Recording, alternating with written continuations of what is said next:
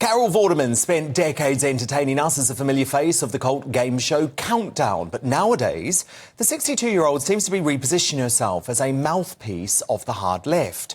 In the latest example of her political activism, she has waged war with Tory politicians who she believes are being dishonest by failing to explicitly mention which political party they represent on their social media profiles. While certain high-profile Conservatives seem to be spared her wrath, who am I talking about there? Former Prime Ministers, including Liz Truss, Boris Johnson and Theresa May, as well as Deputy Chairman of the party, Lee Anderson, have fallen foul of Vorderman's latest crusade, in which she highlighted only 28 of 98 Twitter accounts belonging to Conservative MPs actually made their political affiliation clear in their biographies or headers. I'm glad to see those maths skills clearly still coming in handy. Well, joining me now to hit back at Vorders, who he is told to act her age in their ongoing Twitter spat, is, let's make this very clear, the Conservative MP, Deputy Chairman of the Conservative Party, and proud, Lee Anderson. So, Lee, why do you think Carol's once again targeting the Tories? I don't know, Dan. I mean, she's coming across as almost obsessed with the Tory Party at the moment. Let's be clear, when I set my Twitter account up, I just put Lee Anderson MP for Ashfield. I didn't put a Conservative MP. I think if you don't know that I'm a Conservative MP, then you must have been living on the moon for the past 3 years. It's absolutely ridiculous what she's doing. And I've actually looked at her Twitter account over the past 24 hours. It's tweet after tweet, slating the Tories, having to go at people like me and my colleagues. Absolutely obsessed. She's in the same camp, I think, as Lineker and Neville. These are, the lefties, they're multimillionaires, they're champagne socialists. They claim to be on the side of the poor people. Look, if she's watching tonight, I say to Carol, look, if you're so convinced that socialism works and we're so nasty, let's see socialism in practice. You've got plenty of money. Give it all away to the poor people in the country and prove that you are a proper caring socialist like you claim you are. But you're not. You're just a hypocrite who jumps on any bandwagon that comes along. You're on Twitter. I think she's a failing B celebrity. And she's trying to look relevant. That's all she's trying to do. I think what she should do, Dan, is act her age, get the bus pass out, and go and enjoy life.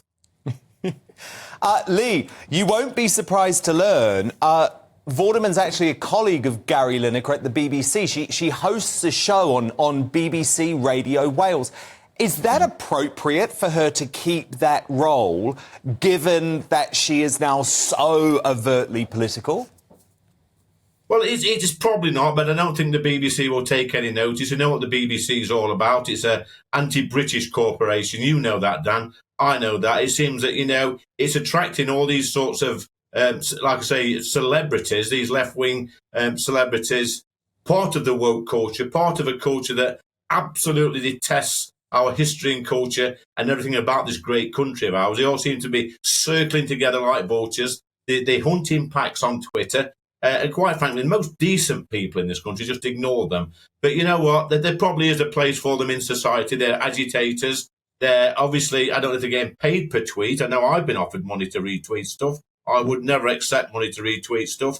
But, I know there's a market for it. And, look at the tweets. She's coming across as a bit of a child. I like to say she needs to grow up and act her age. Whatever age that is, we don't know. Would be interesting to know, wouldn't it, if anyone's funding her? We obviously don't know, but we should ask that question, and we will ask that question. But look, Lee, I want to ask you about this because British charities have been firmly ordered by their regulator to stay out of politics. This was after several criticised the government's bold policy of sending illegal migrants to Rwanda, which I think is a very humane policy, actually. So in a speech, the chairman of the Charity Commission, this is Orlando Fraser, warned that charities must remain driven in everything they do for their purposes, not the personal views or instincts of their leaders.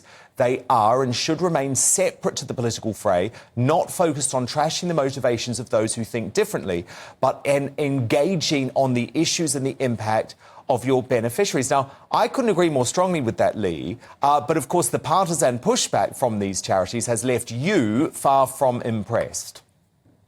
Well, this is right, Dan. I mean, I think the bigger charities get, the more powerful they get. I'm going to be honest here, controversial as always, as people say. I think they get a little bit more corrupt, honest, a bit more self-indulgent, and they start pushing politics out there. And, I've worked for charities before, small charities, and I've worked for a national charity. Now I've seen firsthand what they get up to. And, I went to Cali a few months back. Mm-hmm. I saw Care for Cali, obviously working against government, working against the British people. Then we see with the debacle a few years back with Oxfam. I think it was in Haiti. And we see other charities closer to home. It's big money. It's big industry. And quite frankly, I think most people that work for charities, the volunteers on the ground, do a really good job. They're sensible people doing it for the right reasons. But it's them at the top again, isn't it? It's these woke, virtue signalling namby-pambys that get a whiff of power and then they use that to push their own agenda. And quite frankly, I would say to people tonight watching this,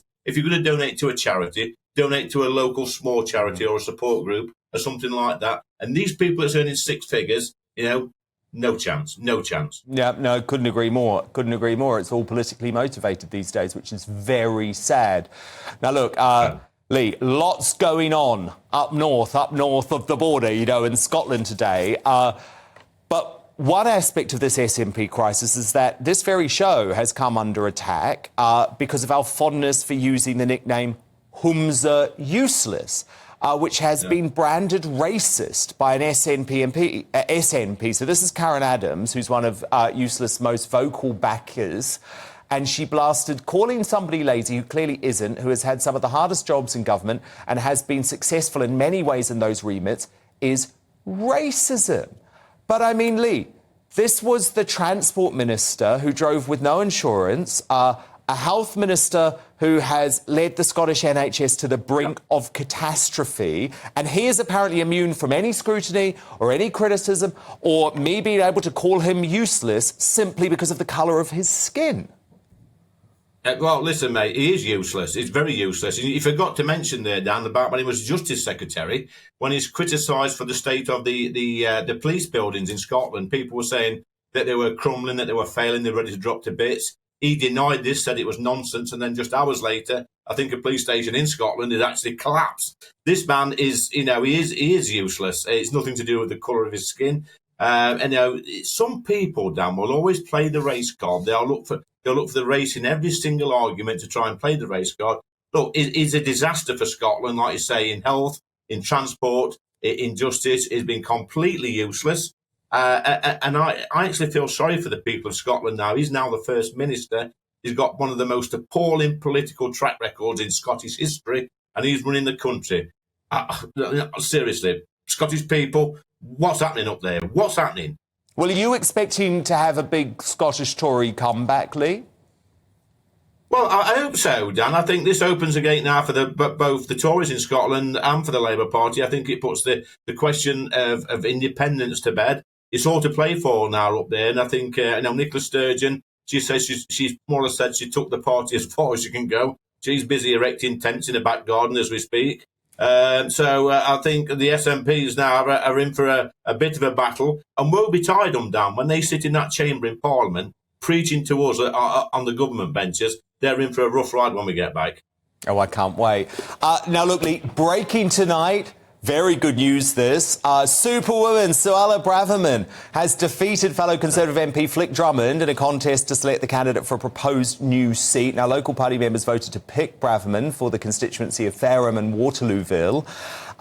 Lee, look, I don't know in your role as Deputy Chairman if you can be biased, but I am told that you did turn up at a charity event for Suella. So are you happy with this decision tonight?